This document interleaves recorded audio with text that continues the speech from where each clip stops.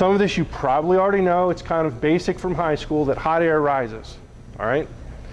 Now, the other part is that you have to think about a little bit more intricately is hot moves to cold.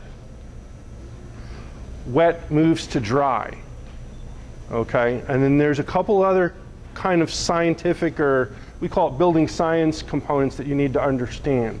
That there's three types of heat. There's what's called conduction, radiation, and convection.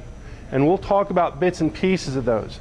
Conduction is basically if you have a hot pot and you put your hand on it, that's going to make it hot. If you take your hand and set it out to the side of it, it's going to radiate and make it warm.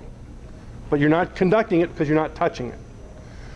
Convection is if you put your hand on top of it, that steam is going to come up and make it warm. That's convection.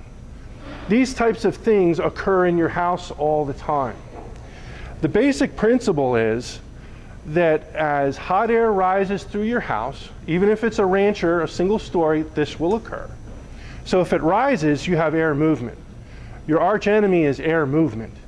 Because with that air, as it moves, it's taking the money you used to condition or heat or cool that air. So if it's moving that air, where is it moving? That's the big mystery. And that's what we're here to try to figure out. Where it often moves is through the cracks and crevices in your attic, your ceiling, up through your attic, and then out. And with it, it's taking your money. Okay?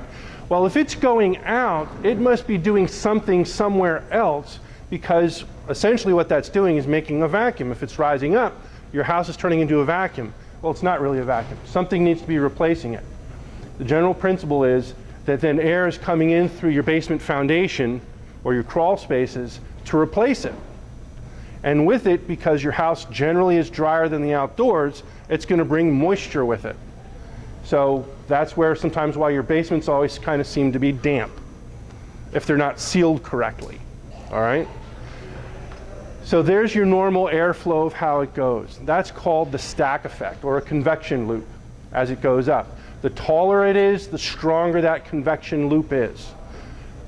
Essentially what your house functions as at almost a very slow rate is a chimney. As you have that heater in there heating that air, it's going to rise and the air is going to come in through your basement to replace it, which is not conditioned air but moist air, and then the cycle starts all over.